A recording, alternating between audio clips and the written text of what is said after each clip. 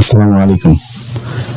আমরা দুদিন ধরে বাংলাদেশে কিছু ভাষাপ্রেমী কিছু লোকজনকে দেখছি, বাংলা ভাষাপ্রেমী যারা বাংলা ছাড়া আর কোনো কিছু বুঝে না।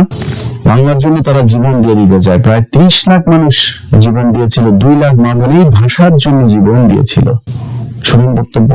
1952 সালে পাকিস্তানি বাহিনীর সাথে যুদ্ধ করে তার উর্দুকে বাংলা ভাষা চাপিয়ে দেওয়ার জন্য তরুণ করছে, কিন্তু বাঙালি সে দমে থাকেনি। বাঙালি সেই উর্দু ভাষার উপর তারা বাংলাকে রাষ্ট্রভাষা করার জন্য যুদ্ধ করছে। 30 লক্ষ মা বোনের রক্তের বিনিময়ে আজকে আমরা এই বাংলা ভাষা অর্জন করেছি। I feel very proud. একটা বাংলাদেশি হয়ে I feel very proud.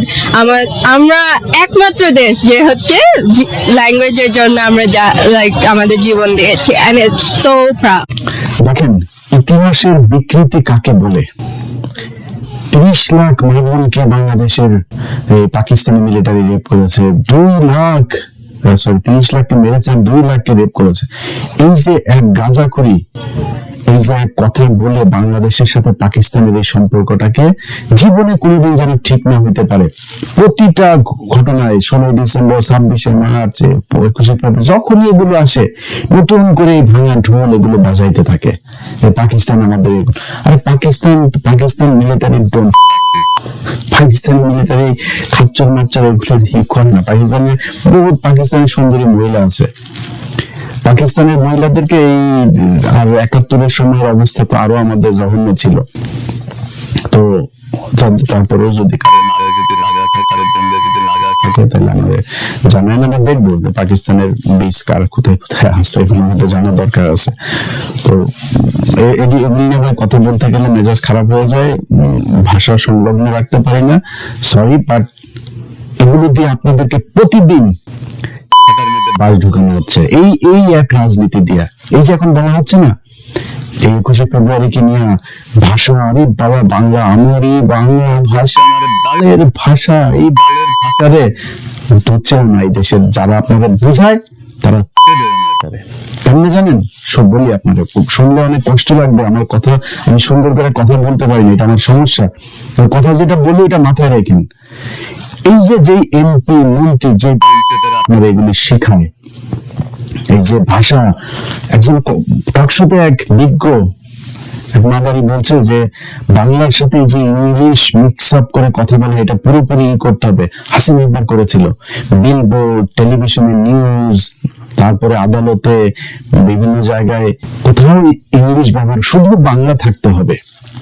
শুধু বাংলা কেন থাকতে হবে? আপনাকে মারার জন্য বাংলা থাকতে হবে।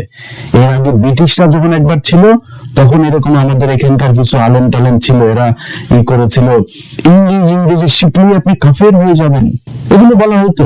এগুলো বলে আমাদেরকে দমায় রাখা হয়েছে। আজকে যে ব্যক্তিরা আপনাকে বোঝায় যে বাংলার সাথে সাথে ইংলিশ শিখতে পারবেন না, সেই রাজনীতিবিদ একজনের ছেলে মেয়ে 14 গোষ্ঠীর কেউ বাংলা মিডিয়ামে পড়াশোনাই করে না। সবাই ইংলিশ মিডিয়ামে পড়াশোনা করে, ইংলিশ ভার্সনে পড়াশোনা করে, হাই স্কুল শেষ হলে সোজা চলে যায় ইউকেতে, সোজা চলে যায় ইউএসএতে, কানাডাতে, অস্ট্রেলিয়াতে, ওয়েস্টার্ন কান্ট্রিতে, সেখানে গিয়ে তারা পড়াশোনা করে। আর আপনারা বোকাচোদা বানায় রাখার জন্য এখানে বোঝায় শুধু বাংলা শিখিবেন, ইংলিশ শিখা যাবে না। জিন্দাবাদ এটা পাকিস্তানি শব্দ, উর্দু শব্দ, ফার্সি শব্দ। আর ওনাদেরকে বলতে হবে জয় শ্রীরাম, জয় বাংলা, জয় বাংলা, জয় শ্রীরাম। এখানে এটা বাংলাদেশ, 95% মুসলমানের দেশ, এটা বাংলাদেশ। এই দেশে জিয়াউর রহমান এই বাঙালি থেকে বাংলাদেশে বানিয়ে দিয়ে গিয়েছিল। এই দেশে জিয়াউর রহমান এই জয় শ্রীরাম আর জয় বাংলা থেকে জিন্দাবাদ বানিয়ে দিয়ে গিয়েছিল। বাংলাদেশ জিন্দাবাদ। আমরা পাকিস্তান জিন্দাবাদ থেকে বেরিয়ে এসেছি, কিন্তু আমরা পাকিস্তানের সাথে, আমরা পাকিস্তানের মুসলমান, আমরাও মুসলমান, তাদের জিন্দাবাদ, আমাদেরও জিন্দাবাদ। দেশ আলাদা হইতে পারে না, আমার ধর্ম আলাদা হয়ে যায়নি। পাকিস্তানি মুসলমানরা আমাদেরকে কতটুকু মহব্বত করে, কতটুকু ভালোবাসে, ইউটিউবে যায়। বাংলাদেশে অনেক ব্লগার দেখলাম পাকিস্তানে গিয়েছে গেল 1 বছরে, তাদের ভিডিওগুলো দেখেন। পাকিস্তানের একটা মানুষ যখন শুনে আপনি বাংলাদেশ থেকে গিয়েছেন, জড়ায় ধরে খাবারের বিল নেয় না, গাড়ির বিল নেয় না। ওইখানে যে পাঠাও উবারের মতো আপনার রাইড শেয়ার মোটরসাইকেল আছে, মোটরসাইকেলে শুনছে যে সে বাংলাদেশ থেকে গিয়েছে, ভাড়া নেয় নাই। দেখেন ইউটিউবে। আর সেই পাকিস্তানের মানুষের সাথে আমাদের দ্বন্দ্ব বাঁধিয়ে রাখা হয়েছে। আজকে বাংলাদেশে যদি ইন্ডিয়ার সাথে যুদ্ধ বাঁধে, সবার আগে এই পাকিস্তান আপনার পাশে এসে দাঁড়াবে। ভুলে যান পাকিস্তান কি করবে না করে, পাকিস্তানের সাথে আমার কি সম্পর্ক, সব ভুলে যান, আমার দরকার নেই। কিন্তু আপনি পাকিস্তানের সাথে এই সম্পর্কের এই যে কৃত্রিম ভাবে তৈরি করে, এটার মাধ্যমে যখন আপনি ভারতের সাথে সম্পর্ক ভালো করার জন্য চেষ্টা চালাবেন, তখন আপনার এই দেশকে সারা জীবন, আপনার মৃত্যু পর্যন্ত এটা গোলামী রাজ্য হিসেবে আপনি করে। আজকে আজাদি শুনলেও তাদের কষ্ট লাগে। আর এটা আজাদি ভালোটা কি? আমি আজাদি চাবো না, আজাদি শব্দটা শুনে তাদের কষ্ট হইতেছে।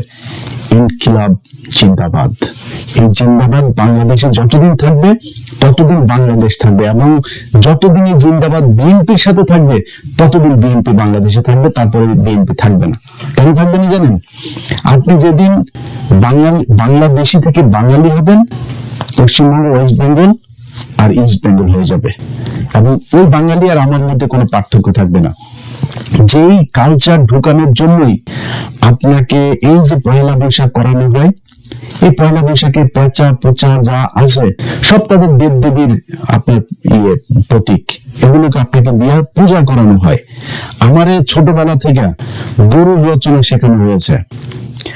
আমি কোরআন শরীফ শেখার আগে আমার দেশের মানুষকে গরুর রচনা শিখতে হয়েছে। পৃথিবীর এই বাংলাদেশের মানুষ, অন্তত সব দেশে থাকেন, একজন মানুষ আমার এই ভিডিও যত হাজার লক্ষ মানুষ দেখবেন, একজন মানুষ বলবেন আপনি পৃথিবীর কোন দেশে যায় তারপরে দেখেছেন যে গরুর রচনা পড়ানো হয় ছোট বাচ্চাদের। আমারে কোনো কিছু না বললেও আগে গরুর রচনাটা পড়তেই হবে। পাটের রচনা ছিল, অনেক রচনা ছিল, আপনার আগে গরুর রচনা শিখতে হবে। এবং এটা মোস্ট আপনার মানে একটা থাকতো, পসিবিলিটি থাকতো, এটা আপনার এক্সামে আসবেই। মেট্রিক পর্যন্ত এই গরুর রচনার এই বিশাল গুরুত্বপূর্ণ এক রচনা।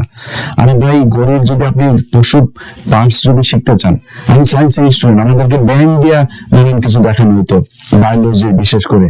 তো আপনি যদি ওই কারণে পশুর সায়েন্সের কারণে যদি পশু ব্যাং শিখেন, ব্যাঙের অঙ্গ প্রত্যঙ্গ কি কোথায়, তো গরু কোত্থেকে আসলো, এটা আপনাদের মাথায় নিতে হবে যে আমাদেরকে সূক্ষ্মভাবে এইভাবে এই পূজা করানোর জন্য এগুলো করা হয়েছে। এবং বিএনপি যদি মনে করে আজকে তারা এই যে জামাত, আওয়ামী লীগের বিভিন্ন জায়গায় অফিস টফিস খুলে দিচ্ছে, তারা যদি মনে করে জামাতের চাইতে বেটার অপোজিশন হচ্ছে গিয়ে আওয়ামী লীগ, তারা তাদেরকে নিয়ে আসতে পারে।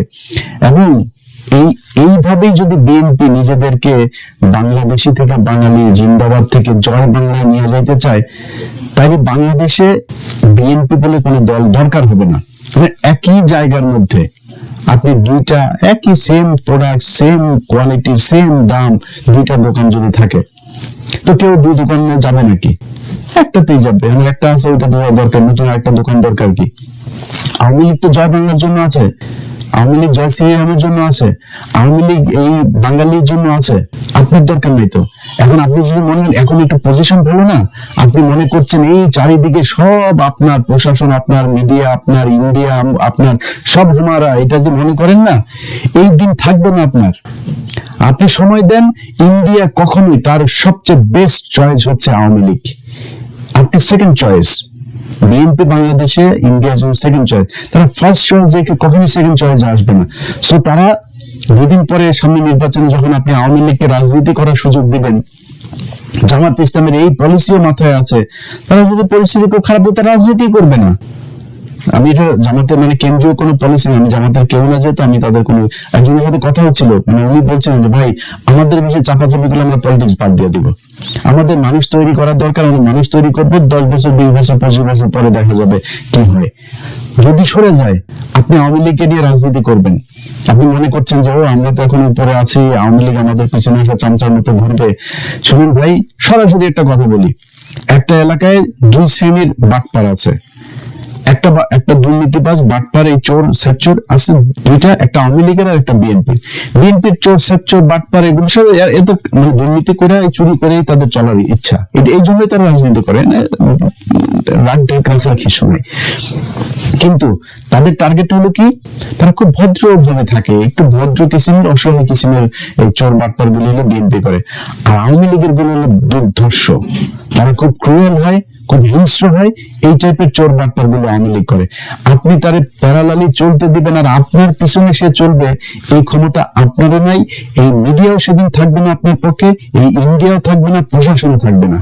সো খুব কেয়ারফুলি আপনাকে আওয়ামী লীগকে হ্যান্ডেল করতে হবে। এখন এই কারণে বললাম যে যেদিন বিএনপি জিন্দাবাদ থেকে বের হয়ে যেতে চাবে, যেদিন বাঙালি হয়ে যেতে চাবে, সেদিন বাংলাদেশে বিএনপির আর দরকার হবে না। ওইদিন মানুষ আওয়ামী লীগই বেটার হবে। না, আওয়ামী লীগ সেটা কেমনে করতে হয় এটা খুব ভালো করে জানে, পুরায়া জ্বালায়া কি করা লাগে সবকিছু জানে তারা সবাই। যে জন্য এত কিছু বললাম, এই যে 71-এর ভাষা আন্দোলন আর এই যে 71-এর মুক্তিযুদ্ধ, 21-এর ভাষা আন্দোলন, এগুলো আপনার মাথার মধ্যে এত মিথ্যা, এত ইতিহাস বিকৃত করে আপনাকে ঢুকানো হয়েছে। এটা ঢুকায় পাকিস্তানের সাথে বিরোধ তৈরি করা আর ভারতের সাথে বন্ধুত্ব তৈরি করে তারপর আপনাকে সাজা মারার জন্য এগুলো করা হয়।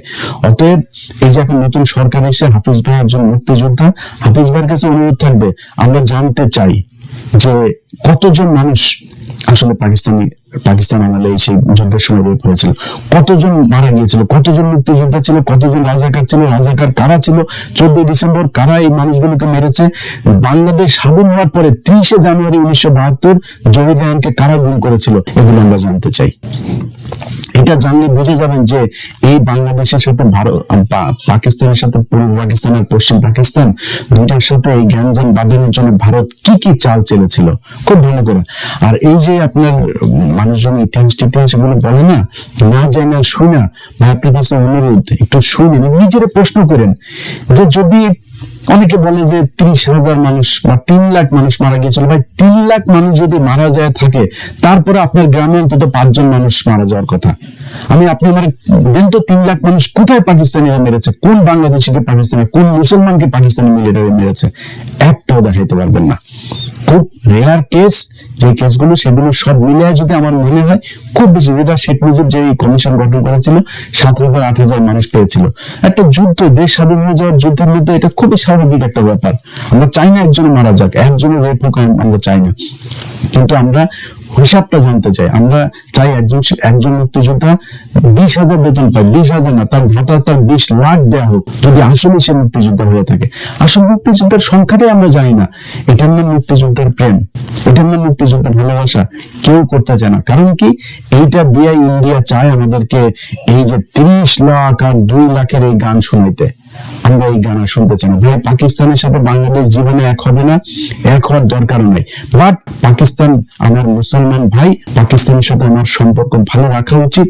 পাকিস্তান আমার যে কোনো সমস্যায় সবার আগে, যে ক্রিকেটে দেখেছেন না এগিয়ে এসেছে না, প্রতিটা জায়গায় আপনাকে গ্যারান্টি দিলাম পাকিস্তান সবার আগে এই মুসলমানদের, বাংলাদেশের মুসলমানদের জন্য এগিয়ে আসবে।